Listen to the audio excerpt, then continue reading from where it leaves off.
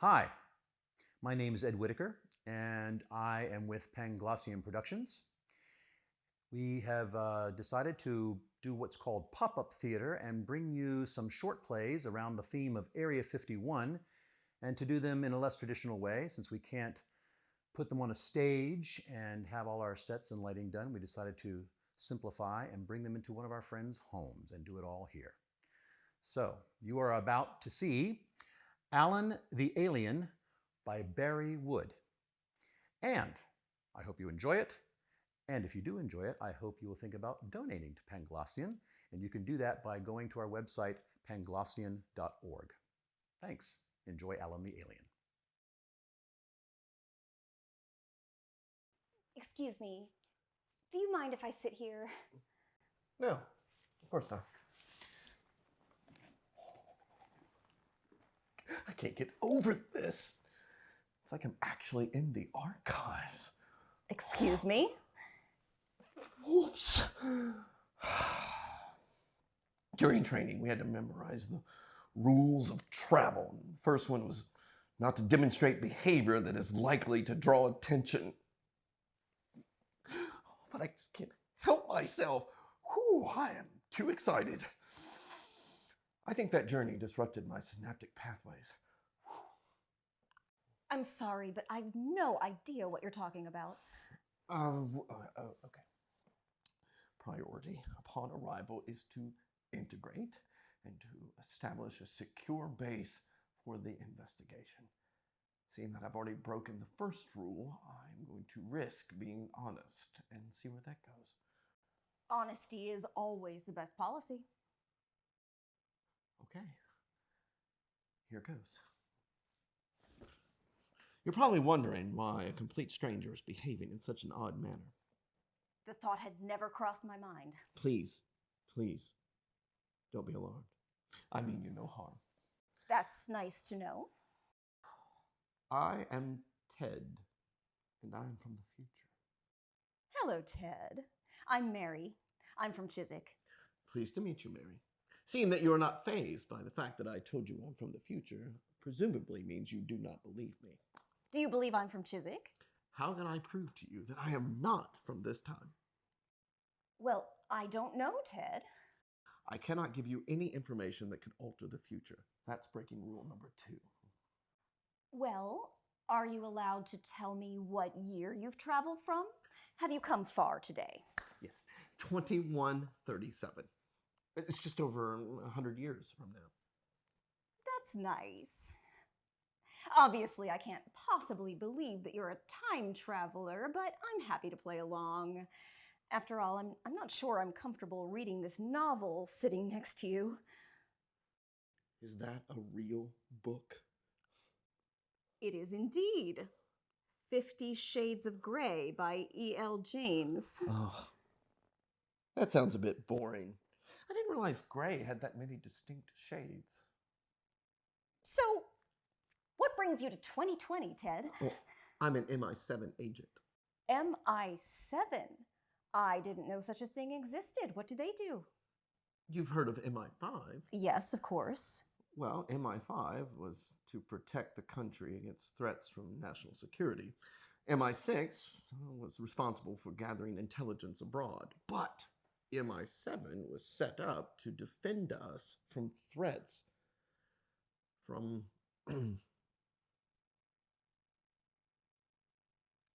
outer space. Aliens? When we began to colonize Mars in the second half of the 21st century, there was an intelligent alien race living deep beneath the surface. They didn't take too kindly to us trying to colonize their world. I'm not surprised. They were particularly bothered by the noise made by the colonists. What, playing their music too loud? No. Fracking. Oh, I see. Massive reserves of shale gas were discovered on Mars. From when the millions and millions of years ago, when the planet was warm and could sustain life above ground. So, the Martians used to live on the surface? Yes, but eventually their atmosphere thinned, so they retreated underground. Why didn't they try to colonize Earth? They weren't technologically advanced initially, but they have visited our planet over the years since. Fascinating. What do these Martians look like? Little green men? No, more like little gray men, very close to the stereotypical aliens in the popular culture. You know, slender creatures with large heads, big almond-shaped black eyes, covered in gray and hairless skin. Oh, and in fact, this alien race is usually referred to simply as the Greys. Why are they always naked? Why do you never see that type of alien on TV and in films wearing clothes? Well, I think we think of the clothes-wearing trait as a sign of intelligence in the animal kingdom. But just because we humans wear clothes doesn't mean we are intelligent. I suppose they're naked and hairless because that makes them well suited to their underground environment. Maybe they like turning their heat up really high. They must be cold on this planet, though. I think if I was a gray, I'd wear one of those chunky fisherman's sweaters. Why a fisherman's sweater? I don't know, I just like them. You're not thinking this through, Mary. Because of their large heads, the neck hole would also have to be big. So when they would put the sweater on over their large head, because of the slender nature of their shoulders, it would just simply fall to the ground. Damn it. Well, I suppose they could wear a fisherman's cardigan. A fisherman's cardigan. It's not the same, Ted, and you know it. Now, let's move on. You mentioned that the Martians were not happy about being invaded. We did not invade Mars. When we began to settle there, we didn't know we weren't alone. And when you realized? Well, we tried to settle the dispute diplomatically. We offered them shares and gas and minerals extracted, and there was plenty to go around. We even offered to resettle them away from the drilling and the mining. That's very kind of you. Hey, whose side are you on here? I'm just trying to remain impartial, look at things from both points of view. Anyway, in 2085, war broke out, and we have been fighting off and on ever since. But how does that explain why you're here, back in time? Militarily, we've had the upper hand over the Martians for years. But the Martians have continually done one thing over and over and over again, and that they outwit us. They have huge heads, and that means they have huge brains. Well, anyway, a few years ago, we were made aware that they had built a time machine. Made aware? By whom? Alan. A Martian spy, a defector. Alan, the alien. It sounds funny. Alan was not happy with how his government was handling the war, so he decided to become a double agent. Do double agents get 2 salaries? One from each party? I don't know. Suppose I've never thought about that. Sorry, carry on. Anyway, the Martians' time machine program had stalled because they did not have enough antimatter to power their time machine. Ooh, but we did. And with the help of Alan, we built a time machine of our own. So why have you come to 2020? Well, as soon as our time machine was finished, Alan disappeared.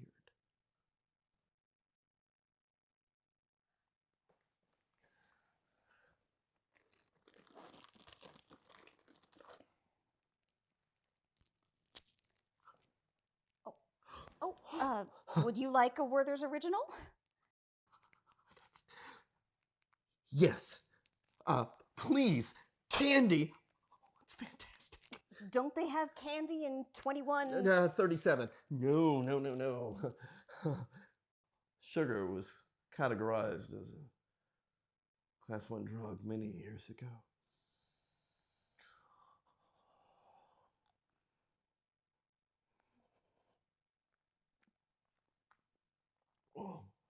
Thank you very much. This is divine. So, where is Alan now? He either came back here or was brought back here to 2020. How do you know? Well, when you travel through time, it leaves residual ripples in the fabric of space and time, and those can be detected. Here? Precisely. What do you think he's up to? What's your working hypothesis? Well, we have no idea. That's why I came here, to investigate. Excellent.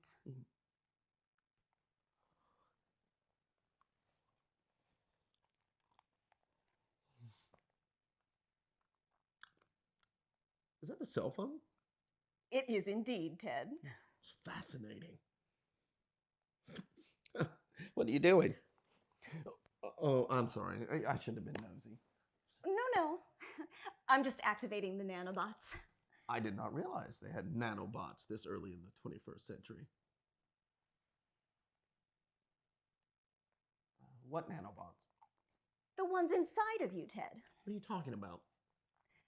They were embedded in the surface of the Werther's original you're eating. I don't understand. Alan came here to set up a consciousness transference center.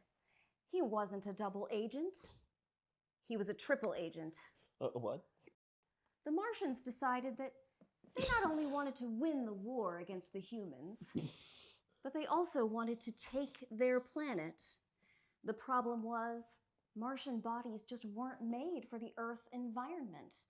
The temperature, the increased gravity compared to Mars, the atmosphere, it just wasn't comfortable. But fortunately, they came up with a solution. Transfer the minds of Martians into human hosts. Who are you? And why can't I move my arms or legs? It's those pesky nanobots. What? Well, who are you? Haven't you worked it out yet, Ted? I'm Alan, the triple agent. That's 3 salaries, Ted. You should see the size of my pension fund. But you're a woman. We tried transferring our minds into the brains of men, but they just couldn't handle it. Not complicated enough. Women, on the other hand. Well, what's to prevent me from yelling for help? Help. Thing. But what are you going to shout? Help! I'm a time traveler who's been paralyzed by nanobots embedded into a Werther's original, given to me by a Martian who's had his consciousness transferred into the body of a middle-aged woman. How did you find me? Now you're starting to ask sensible questions. When I originally handed plans for the time machine over to you people, it was to gain your trust and to enable me to steal some antimatter. But we built a fail-safe into the system. If a human time traveled using the device, it would disrupt his neural network. You, when you arrived here, wandered around like a lost soul for a while and then got on this bus. I simply followed you. I wanted to know how much you people knew about our plans. Why come back here to transfer your consciousness? Why not do it in 2117? You humans had destroyed most of our infrastructure. By coming here, back in time, to set up our consciousness transference program, we had to start from scratch. But at least we weren't under constant attack. Whoa. Do you know, when I first saw this book, 50 Shades of Grey, I thought maybe it would be about my Martian family, the Greys. But it's not. In fact, it's really rather sordid. For some reason, I cannot stop reading it. Hey, where are you going? I'm off to buy myself a fisherman's sweater. But help! Help! I'm a traveler from the future, and I've been paralyzed by nanobots embedded on a Werther's original help.